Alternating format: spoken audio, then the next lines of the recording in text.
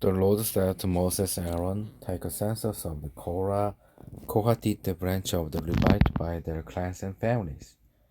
Count all the men from 30 to 50 years of age who come to serve in the work at the tent of meeting. This is the work of the Kohathites at the tent of meeting, the care of the most holy things. When the camp is to move, Aaron and his sons are to go in and take down the shielding curtain and put it over the Ark of the Covenant now. Then they are to cover the curtain with a durable leather, spread the cloth of solid wool over that, and put the poles in place. Over the table of the presence they are to spread the blue cloth and put on it the plates, dishes, and bowls, and the jars for drink offerings. The bread that is continually there is to remain on it. They are to spread the scarlet cloth over them, cover that with the durable leather, and put the poles in place. They are to take a blue cloth and cover the lampstand that is for light, together with its lamps, its wick trimmers and trays, and all its jars for the olive oil used to supply it. Then they are to wrap it and all its accessories in a covering of the durable leather and put it on a carrying frame. Over the gold altar they are to spread the blue cloth and cover that with the durable leather and put the poles in place. They are to take all the articles used for ministering in the sanctuary, wrap them in a blue cloth, cover that with the durable leather, and put them on a carrying frame. They are to remove the lashes from the bronze altar and spread the purple cloth over it. Then they are to place on it all the utensils used for ministering at the altar, including the fire pans, meat forks, shovels, and sprinkling bowls. Over it they are to spread the covering of the durable leather and put the poles in place. After Aaron and his sons have finished covering the holy furnishing and all the holy articles, and when the camp is ready to move, only then are the Kohathites to come and do the carrying. But they must not touch the holy things or they will die. The Kohathites are to carry those things that are in the tent of meeting. Elijah, son of Aaron, the priest, is to have charge of the oil for the light, the fragrant incense, the regular grain offering, and the anointing oil. He is to be in charge of the entire tabernacle and everything in it, including its holy furnishings and articles. The Lord said to Moses and Aaron, see that the Kohathite tribal clans are not destroyed from among the Levites, so that they may live and not die when they come near the most holy things. Do this for them. Aaron and his sons are to go into the sanctuary and assign to each man his work and what he is to carry. But the Kohathites must not go in to look at the holy things even for a moment, or they will die.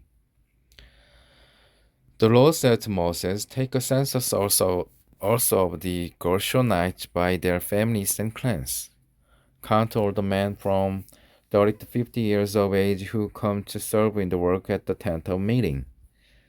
This is the service of the Gershonite clans in their carrying and their other work.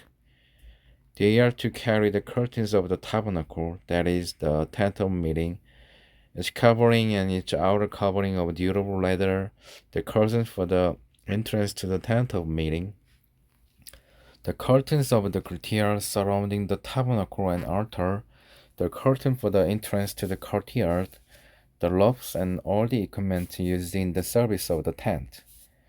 The Gershonites are to do all that needs to be done with these things.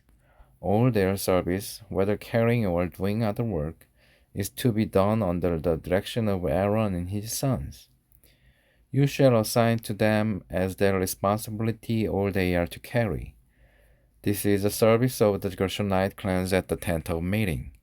Their duties are to be under the direction of Ithamar, son of Aaron, the priest. Count the Merarites by their clans and families. Count all the men from 30 to 50 years of age who come to serve in the work at the tent of meeting. As part of their service at the tent, they are to carry the frames of the tabernacle, its crossbars, posts, and bases, as well as the posts of the surrounding courtyard with their bases, tent pegs, lofts, all their equipment, and everything related to their use. According to each man, the specific things he is to carry. This is the service of the Merarite clans as they work at the tent of meeting under the direction of Ithamar son of Aaron the priest. Moses, Aaron, and the leaders of the community counted the cohorted by their clans and families. All the men from 30 to 50 years of age who came to serve in the work at the tent of meeting, counted by clans, were 2750. This was the total of all those in the cohorted clans who served at the tent of meeting.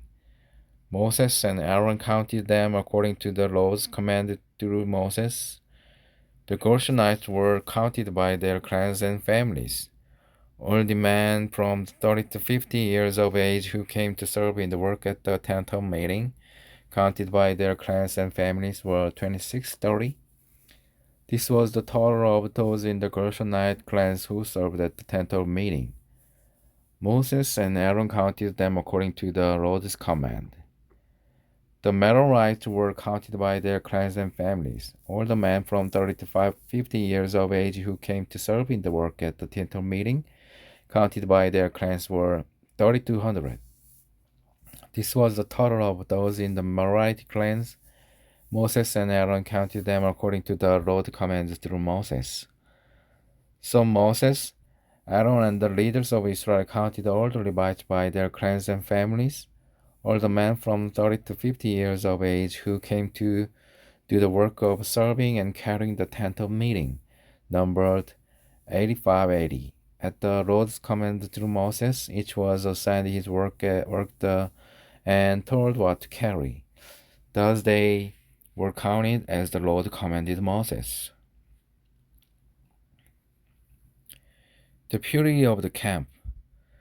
The Lord said to Moses, "Command the Israelites to send away from the camp anyone who has a defiling skin disease or discharge of any kind, or who is ceremonially unclean because of a dead body.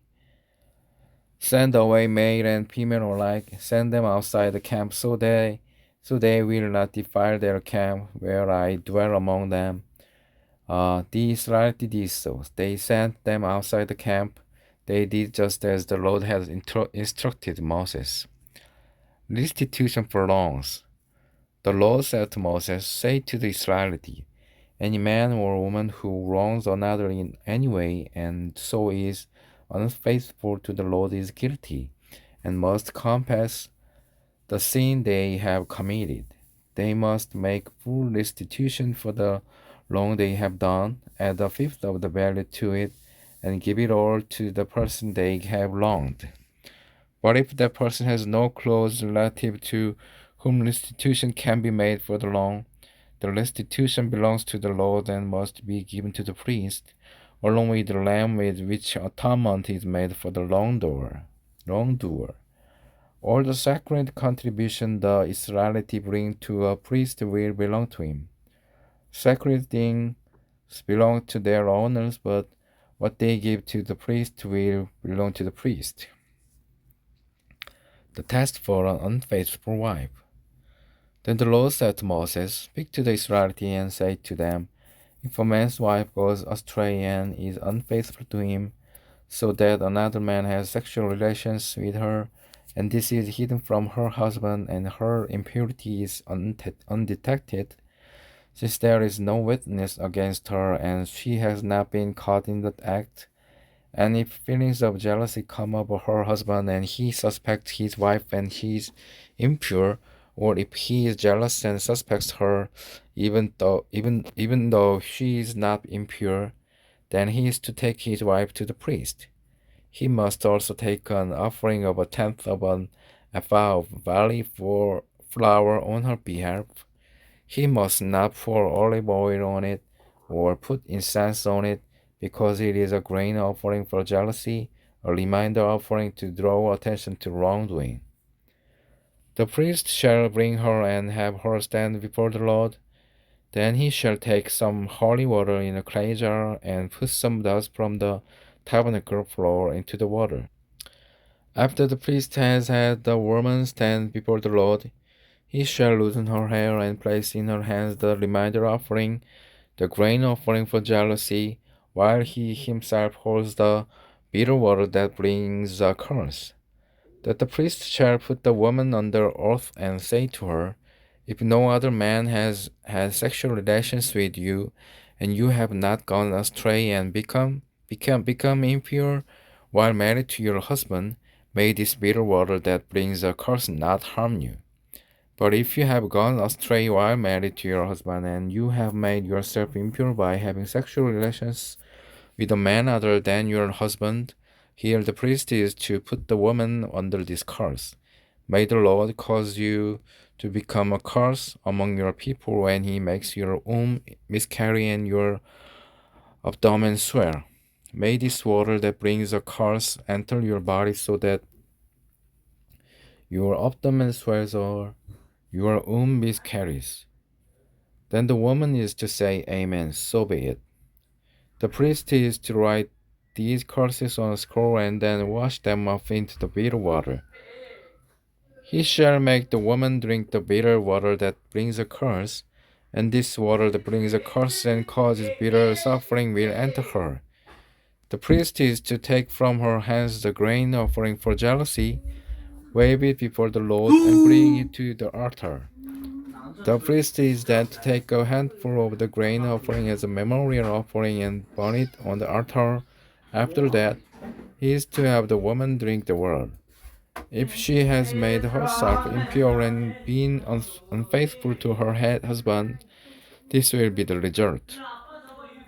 When she is made to drink the water that brings a curse and causes bitter suffering, it will enter her.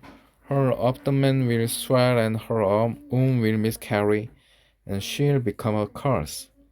If, however, the woman has not made herself impure, but is clean, she will be cleared of guilt and will be able to have children. This then is the law of jealousy when a woman goes astray and makes herself impure while married to her husband, or when feelings of jealousy come over a man because he suspected his wife. The priest is to have her stand before the Lord and is to apply this entire law to her. The husband will be innocent of any wrongdoing, but the woman will bear the consequences of her sin.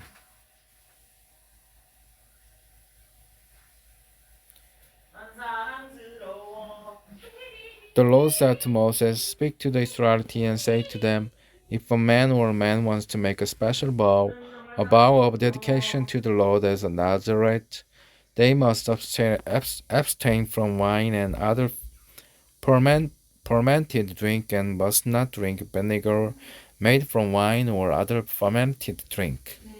They must not drink grape juice or eat grapes or raisins. As long as they remain under their religious vow, they must not eat anything that comes from the grapevine, not even the seeds or skins. During the entire period of their religious vow, no razor may be used on their head. They must be holy until the period of their dedication to the Lord is over. They must let their hair grow long. Throughout the period of their dedication to the Lord, the Nazarite must not go near a dead body. Even if their own father or mother or brother or sister dies, they must not make themselves ceremonially unclean on account of them, because the symbol of their dedication to God is on their head. Throughout the period of their dedication, they are consecrated to the Lord. If someone dies suddenly in the Nazarite presence, thus defiling the hair that symbolized their dedication, they must shave their head on the seventh day, the day of their cleansing. Then on the eighth day they must bring 2 doves or 2 young pigeons to the priest at the entrance to the tent of meeting. The priest is to offer one as a sin offering and the other as a burnt offering to make atonement for the Nazarite because they sinned by being in the presence of the dead body.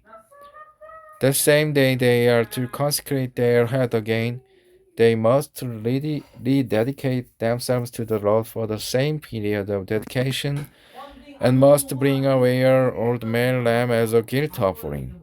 The previous days do not count because they became defiled during their period of dedication. Now this is the law of the Nazarite when the period of their dedication is over. They are to be brought to the entrance to the tent of meeting. There they are to present their offering to the Lord, a year-old male lamb without defect for a burnt offering, a year-old ewe lamb without defect for a sin offering, a lamb without defect for a fellowship offering, together with their grain offering and drink offerings, and a basket of bread made with the finest flour and without yeast, thick loaves with olive oil mixed in, and thin loaves brushed with olive oil. The priest is to present all this before the Lord and make the sin offering and the burnt offering. He is to present the basket of unleavened bread and is to sacrifice the lamb as a fellowship offering to the Lord, together with its grain offering and drink offering. Then at the entrance to the tent of meeting, the Nazarite must shave off the hair that symbolizes their dedication. They are to take the hair and put it in the fire that is under the sacrifice of the fellowship offering. After the Nazarite has shaved off the hair that symbolized their dedication, the priest is to place in their hands a boiled shoulder of the lamb, and one thick loaf and one thin loaf from the basket, both made without yeast. The priest shall then wave these before the Lord as a wave offering. They are holy and belong to the priest, together with the breast that was waved and the thigh that was presented. After that, the Nazarite may drink wine. This is the law of the Nazarite who bows offering to the Lord in accordance with their dedication, in addition to whatever else they can afford. They must fulfill the vows they have made according to the law of the Nazarite. The Lord says to Moses, "Tell Aaron and his sons, this is how you are to bless the Israelites. Say to them, the Lord bless you and keep you. The Lord make his face shine on you and be gracious to you. The Lord turn his face toward you and give you peace." So they will put my name on the Israelites, and I will bless them.